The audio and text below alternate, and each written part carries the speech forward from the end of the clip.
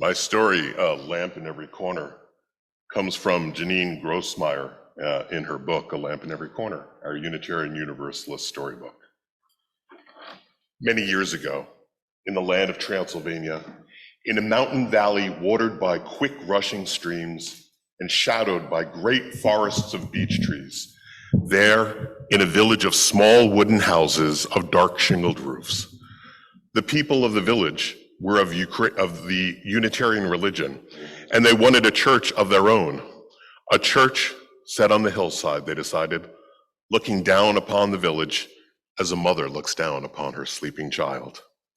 So all the people of the village labored long and hard to build themselves a church. The stonemasons hammered sharp chisels to cut great blocks of gray stone, then set the stones into stout and sturdy walls. The glaziers made tiny glass panes and fitted them neatly into windows with leaded lines. The foresters sawed tall beech trees into enormous beams and laid the trusses for the ceiling, then covered the roof with close-fitting wood shingles that wouldn't leak a drop of rain. The carpenters carved wood for a pair of wide-opening doors, setting them on strong pegs so that the doors hung straight and square. A bell was brought in from a faraway city, then hoisted by ropes, and with a heave and a hoe to the top of the tower. The weavers wove fine cloths for the altar table, cloths embroidered with flowers and edged with lace. The smiths hammered black iron into tall lampstands and hammered thin bronze into shining oil lamps. Finally, when the building of the church was done, the painting of the church could begin. The painters mixed bright colors, royal red and shimmering gold and brilliant blue, and everyone in the village, old and young, women and men, boys and girls, came to decorate the church. They painted flowers, they painted trees, they painted designs around the windows and different designs around the doors. And at the end of the day, when it was finished, when their church was finally done, all the people in the village stood back to admire it, and then began to sing a song of happiness and praise. Their village had a church now, a church set on the hillside, looking down upon the village as a mother looks down upon her sleeping child. "We will eat now," announced an elder of the village, because everyone was hungry after their long day's work, "and later tonight we will come back to pray." So the people of the village went down to the hillside to their homes and their suppers, all except one little girl named Zora and her father, who stayed behind. They had brought their own bread and cheese. They ate their food slowly, sitting in the grass on the hillside and admiring their new church with its strong stone walls, its tall tower, and magnificent bell. After they had eaten, they went back inside, opening those carved wooden doors to go into the glorious painted sanctuary inside. "Oh, look, Father," Zora cried, running from picture to picture, with her footsteps echoing off the stone walls. "See how grand."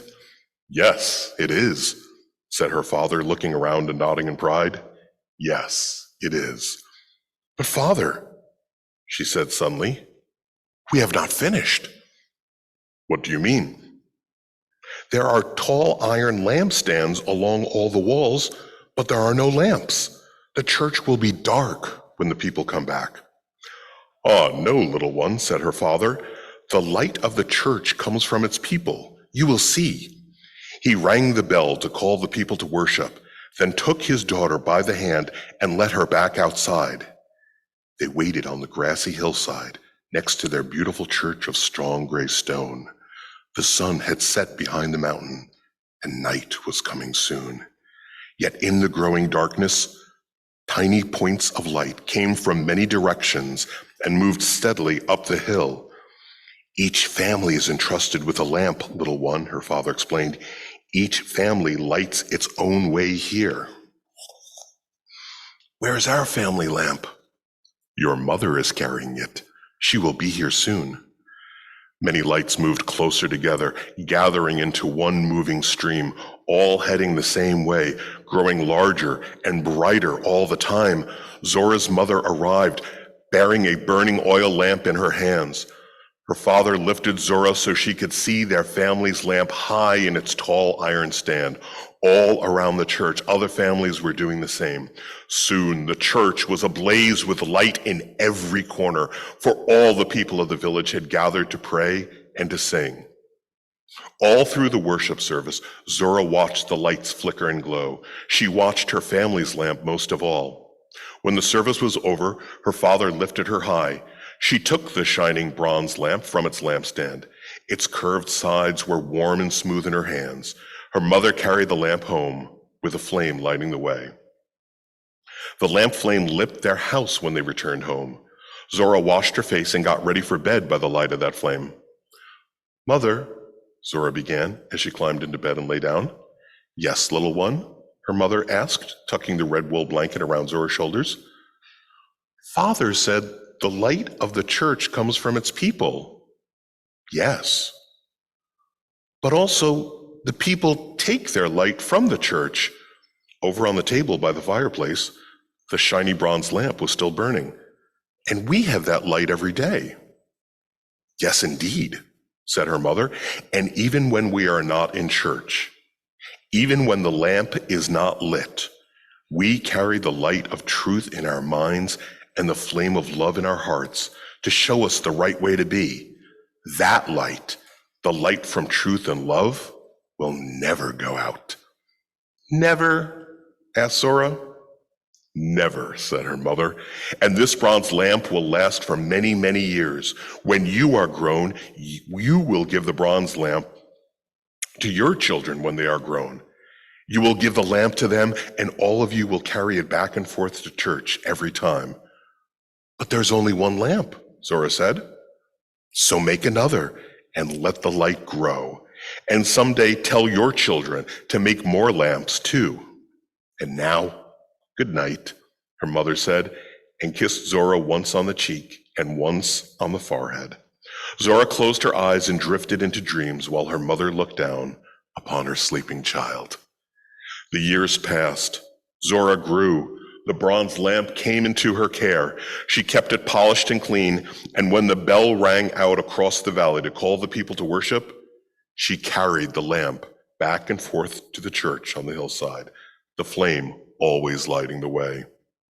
And when the time came, she made more lamps and gave them to her children, who made more lamps and gave them to their children, and so on all through the years, even to today.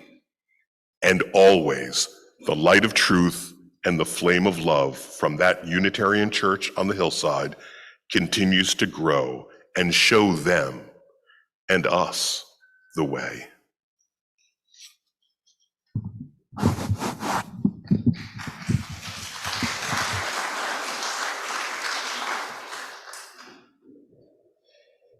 Thank you, Eric.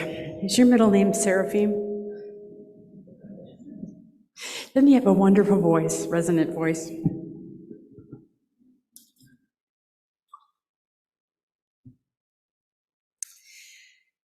This is the home that love made. It is full of the love that the founders felt when they planned out these walls and raised the beams above us. This is the home that love made. It is full of love of all who worshiped here, who have celebrated and grieved here, the babies dedicated, the couples married, and the families mourned here. This is the home that love made. It is full of the love of the staff who have served it, full of their hopes for this congregation, their hard work, and their acts of dedication.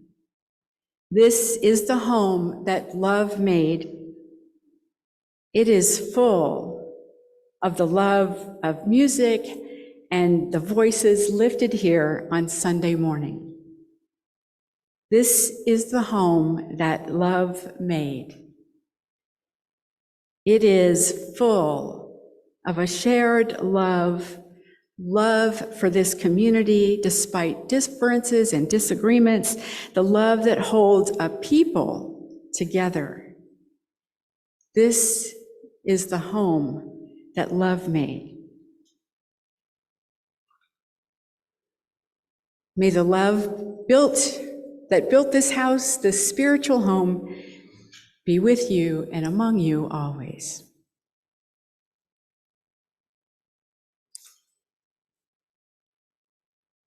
The words I just recited are those of the Reverend Amanda Poppy. She is a Unitarian Universalist minister. And when I read those words, I thought, what could be more fitting for this fellowship, for this congregation? And it struck me how profoundly true is the notion that love holds us together as a people. Because within these walls, this fellowship not only reflects the life of its present membership and friends, but also those of the past. For example, the founders of this fellowship put their indelible stamp on who you are today.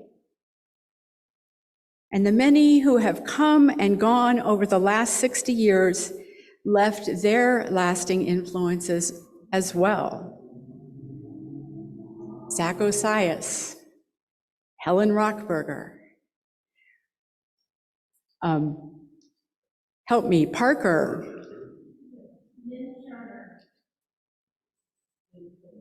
Mim Turner, Doug Hughes, thank you. Anybody else? Zach and who? Gertrude and Zach Osias. And there are many, many more.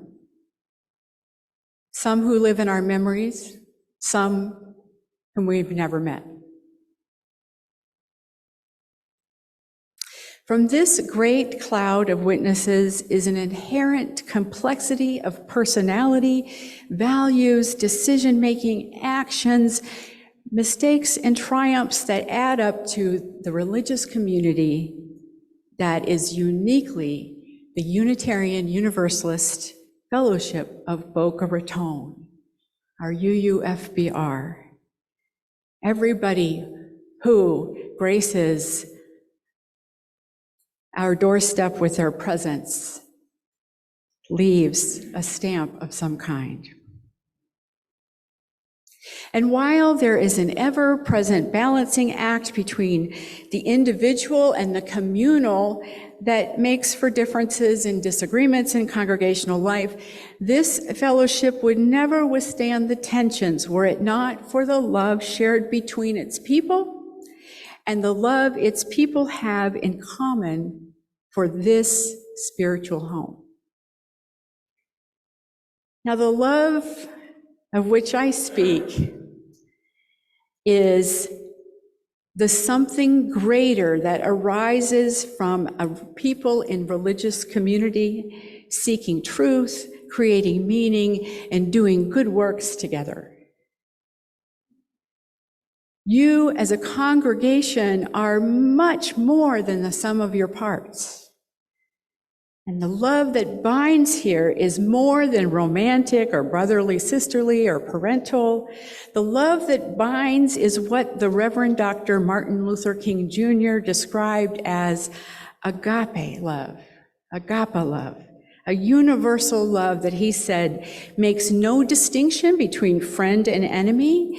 It is an overflowing love that is purely spontaneous, unmotivated, groundless, and creative. He says, it is the love of God operating in the human heart. Agape love does not seek reciprocation. It's unconditional. And to the extent that we as human beings are capable of loving unconditionally, I believe this to be the quality of love we create in our Unitarian Universalist communities.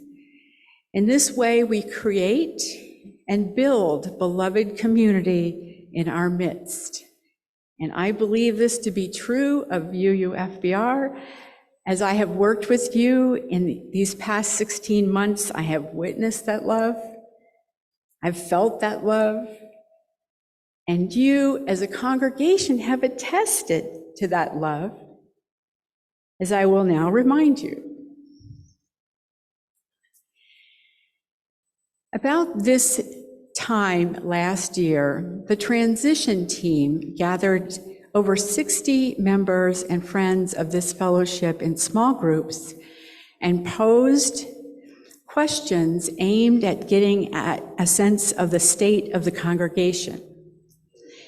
The state of you as your 25-year minister retired and you entered into a transitional period facing a not entirely clear future. In this state of transition, you were asked what you felt when entering the doors of the fellowship.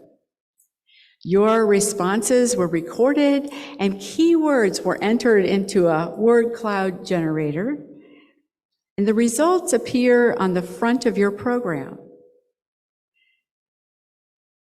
and also on the screen here. Notice that the word in the largest font is home.